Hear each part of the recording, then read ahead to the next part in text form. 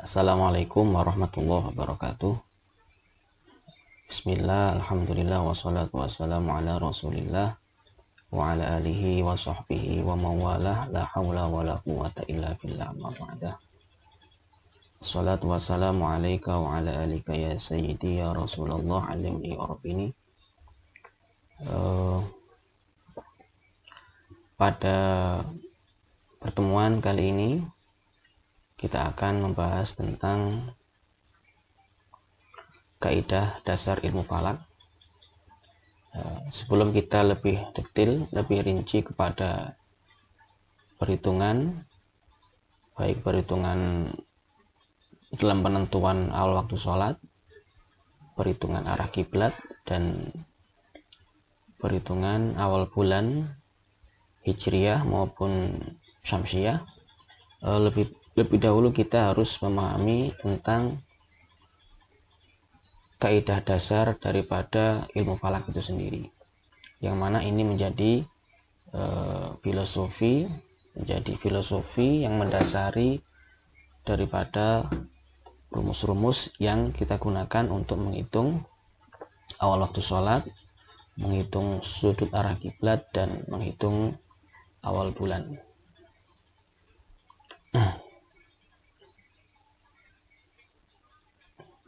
Pertama nanti kita akan mempelajari tentang kaidah tentang posisi.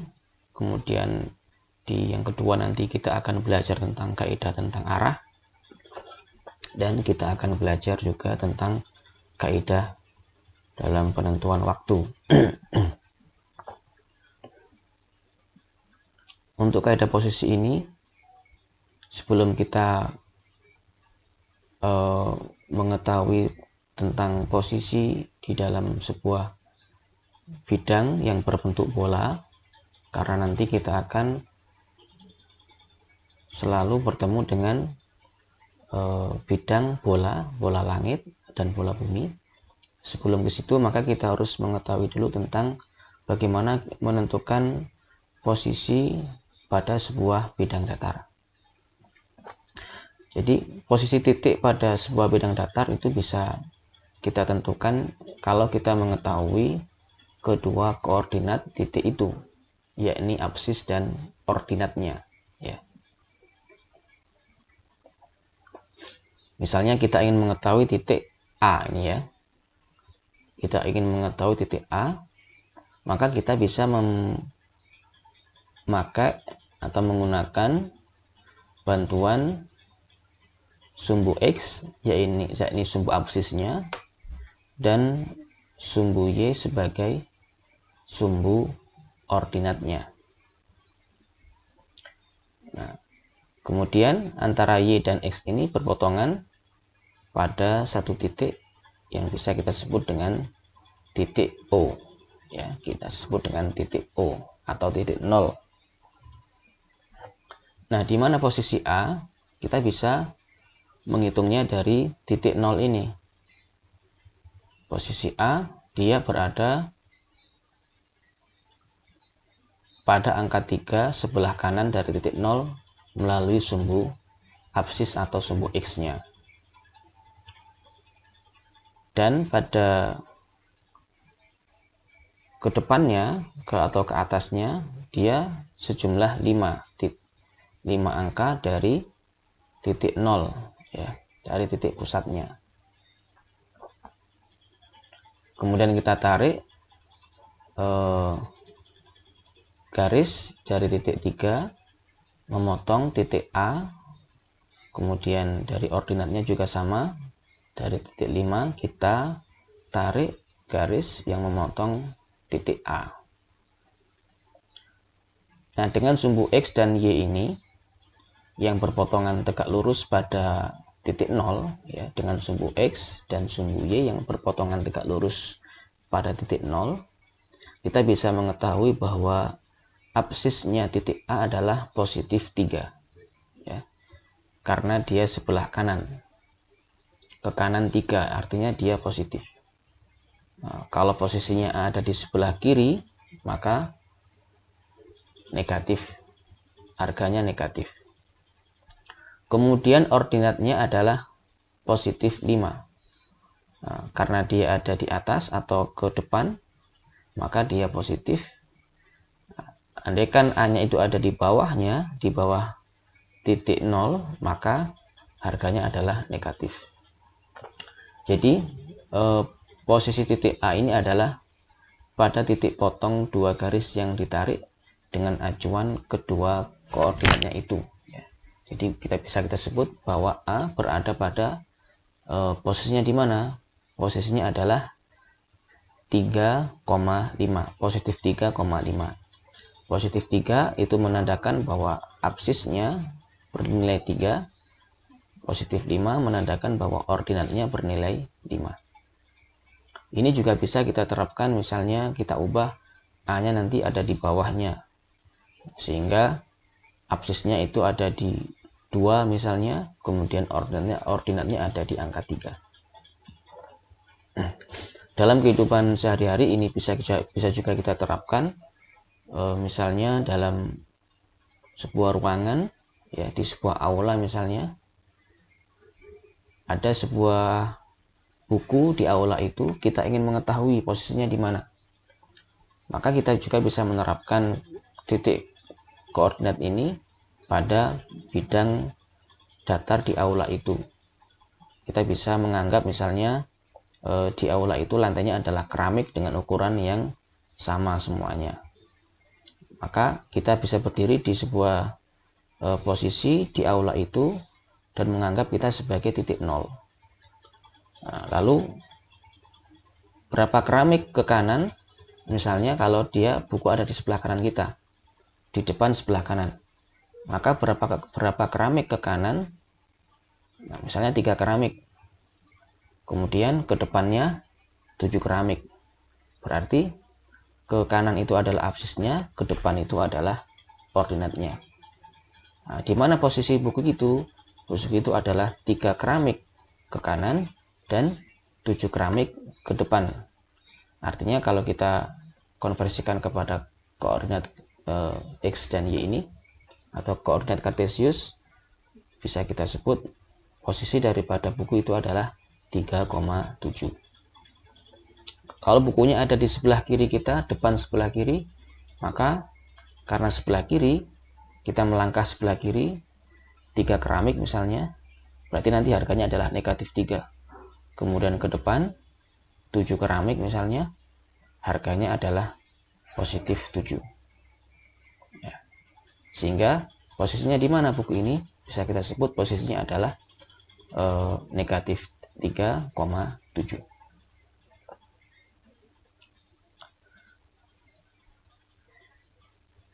Itu tadi adalah penentuan posisi pada bidang datar. Nah, titik pada sebuah bola itu posisinya juga ditentukan dengan cara yang sama. Namun sumbu koordinatnya adalah 2 busur atau lingkaran yang berpotongan tegak lurus. Kalau pada bidang datar, sumbunya adalah sumbu X dan sumbu Y. Kalau di bidang yang berbentuk bola, maka sumbunya adalah 2 busur atau lingkaran yang berpotongan tegak lurus.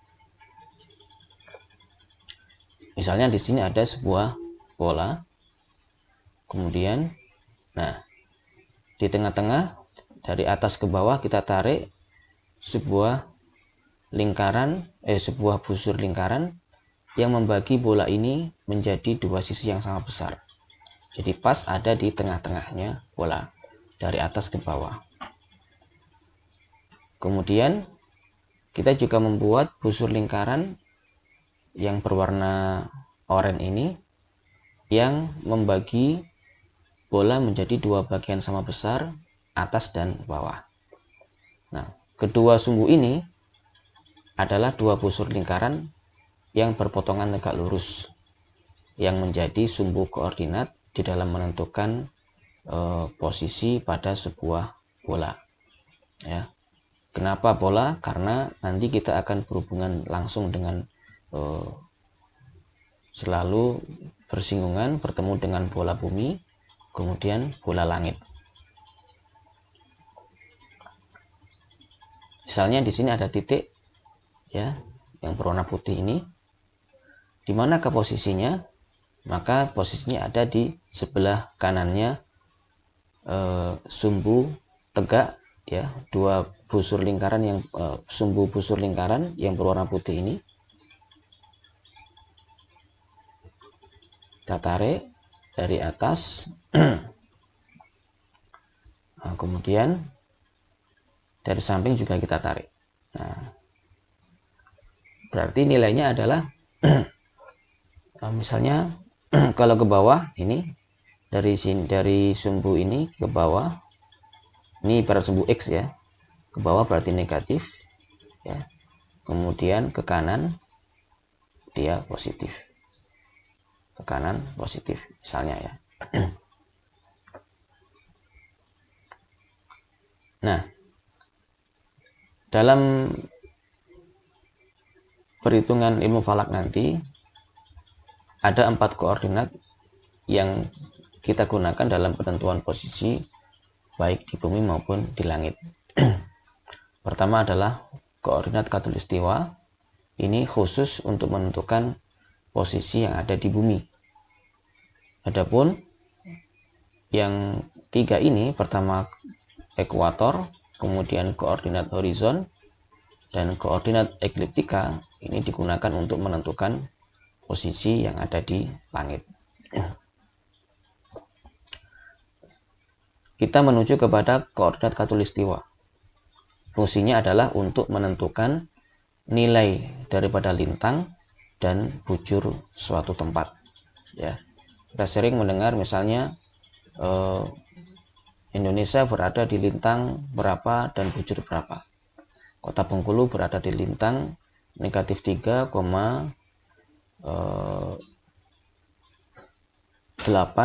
ya, atau negatif 3 derajat 48 menit. Kemudian bujurnya ada di 102,15 menit bujur timur. Nah, itu dalam penentuan lintang dan bujur menggunakan kaidah koordinat khatulistiwa.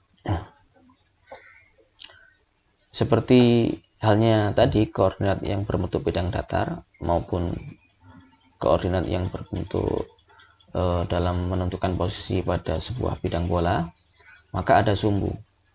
Nah, sumbu pada koordinat khatulistiwa ini adalah garis khatulistiwa dan garis bujur G. G itu singkatan dari kota Greenwich yang ada di Inggris,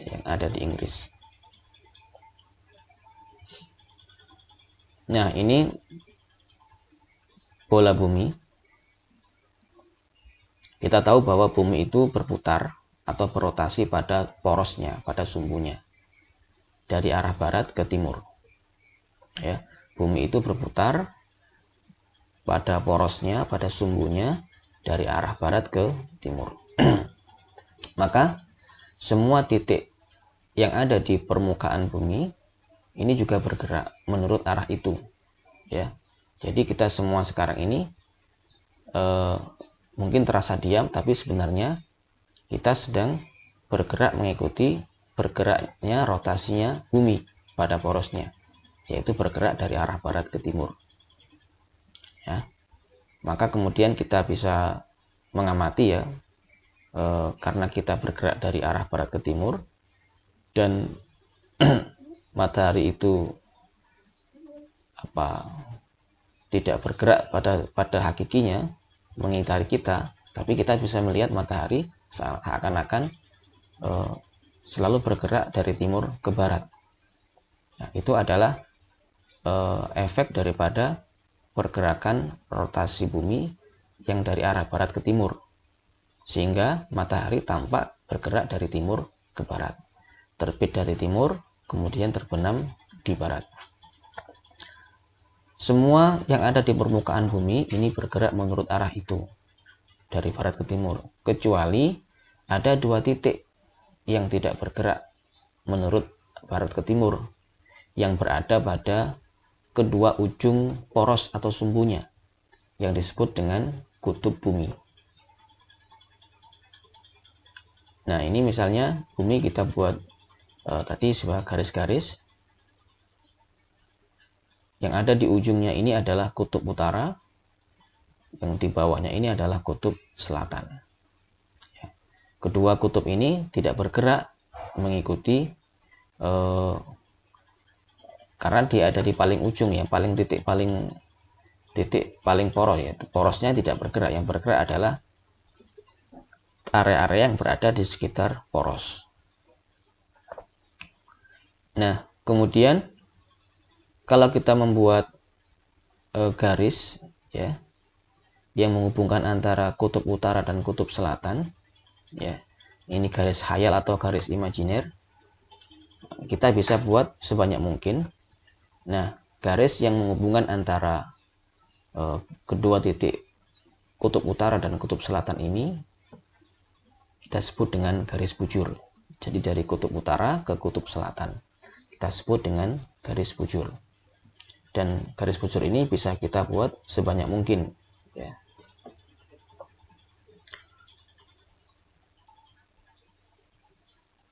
Nah, ini adalah garis-garis bujur yang saya sebutkan tadi. Jadi ditarik dari kutub utara ke kutub selatan. Kemudian ada lingkaran besar pada bola bumi ini yang semua titiknya berjarak 90 derajat ke kedua kutub bumi. Jadi kita buat di tengah-tengah ini ada lingkaran besar pada bola bumi yang semua titiknya berjarak 90 derajat ke kedua kutub bumi. Namanya adalah khatulistiwa. Kita lihat di sini ya.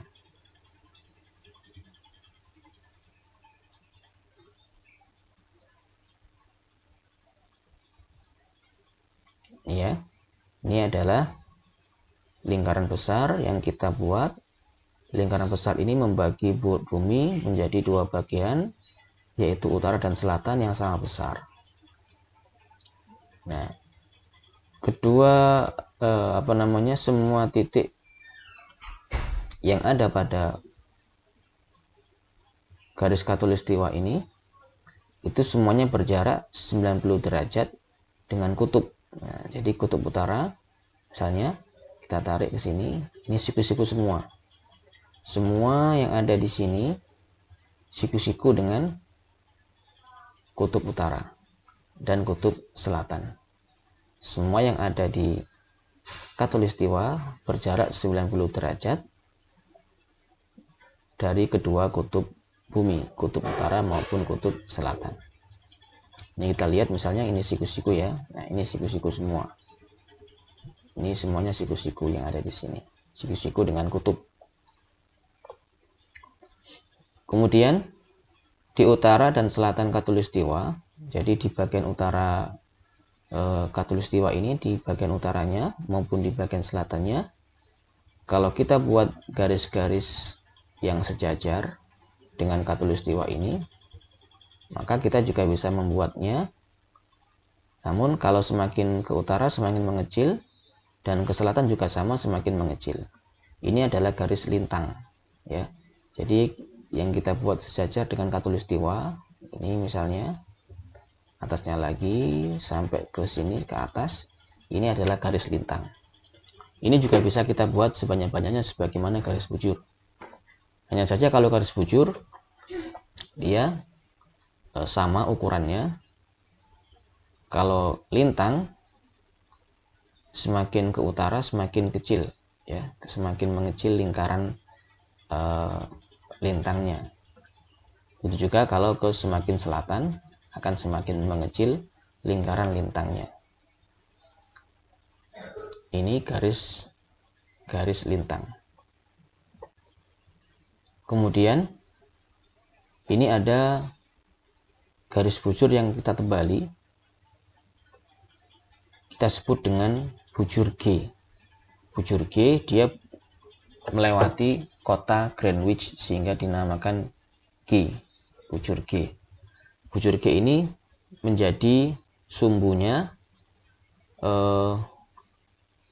koordinat khatulistiwa bersama dengan garis khatulistiwa itu sendiri. Nah, jadi ibaratnya sumbu G ini adalah sebagai Y-nya, sumbu Y. Kemudian Khatulistiwa dia sebagai sumbu X-nya. Ya. G ini kita hitung disepakati oleh para ahli internasional, nilainya adalah 0 derajat. Bujur 0 derajat. Kalau khatulistiwa dia adalah lintang 0 derajat.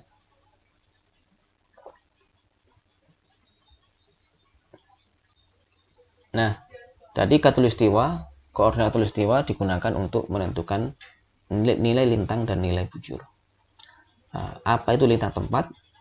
Lintang tempat adalah jarak dalam satuan derajat yang dihitung sepanjang garis bujur dari khatulistiwa sampai ke titik potong garis bujur tersebut dengan garis lintang tempat itu. Kalau ke utara dinyatakan dengan angka positif, ke selatan dengan angka negatif. Sedangkan bujur tempat, untuk lintang tempat tandanya seperti ini, kita baca pi. Bujur tempat tandanya seperti ini, kita baca lambda. Apa bujur tempat itu?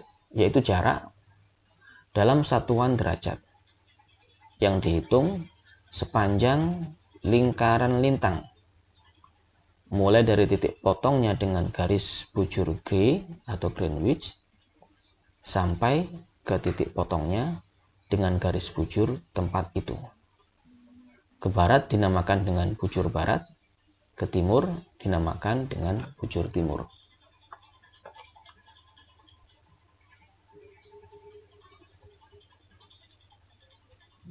Misalnya di sini ada sebuah titik yang berwarna kuning ini ya. Berapa lintangnya? Lintangnya kita hitung dari melalui garis bujur dari khatulistiwa sampai ke titik potong di sini. Nah, ini adalah nilai lintangnya di sini. Yang berwarna biru adalah lintang tempatnya. Jadi jarak sepanjang garis bujur, ini garis bujur, dihitung dari khatulistiwa sampai ke titik potong garis bujur itu dengan garis lintang tempat itu. Yang pink ini dia adalah bujur tempat itu.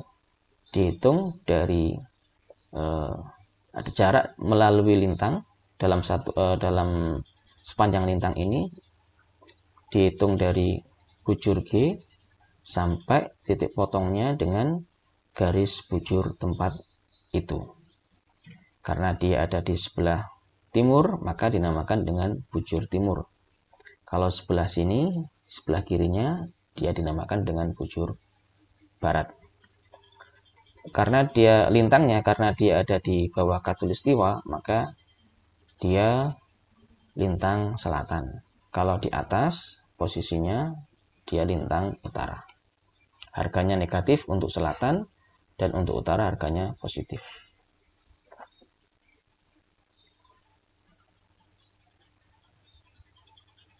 Baik,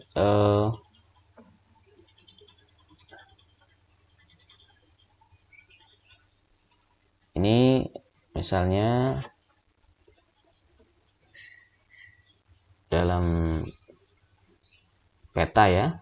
Dalam peta kita bisa melihat yang merah ini dia adalah garis bujur Greenwich, sedangkan yang biru adalah garis khatulistiwa. Kita lihat Indonesia, dia dilalui oleh garis khatulistiwa. Ada wilayah Indonesia yang ada di utara khatulistiwa, ada juga Indonesia yang berada di selatan khatulistiwa. Indonesia posisinya dari bujur Greenwich, dia di sebelah timur. Maka semua posisi bujurnya adalah nanti bujur timur. Nah, Bengkulu, kalau Bengkulu dia kebetulan berada pada ini ya, di bawah garis khatulistiwa atau di selatan garis khatulistiwa. Maka nanti harga lintangnya adalah negatif. harga lintangnya negatif. Nah, ini kita bisa lihat ini adalah 0 ya. Ini 0 adalah 0 Greenwich. Ini ada 1 derajat, kemudian 2 derajat. Nah, ini skala kali ini skala ya. Ini skalanya.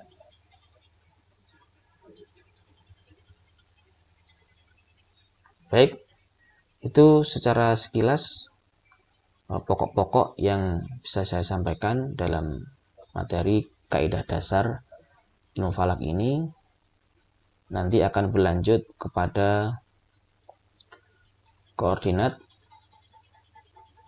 ekuator, koordinat horizon, dan koordinat ekliptika. Demikian semua kekurangan dan kelebihan, mohon maaf. Wassalamualaikum warahmatullahi wabarakatuh.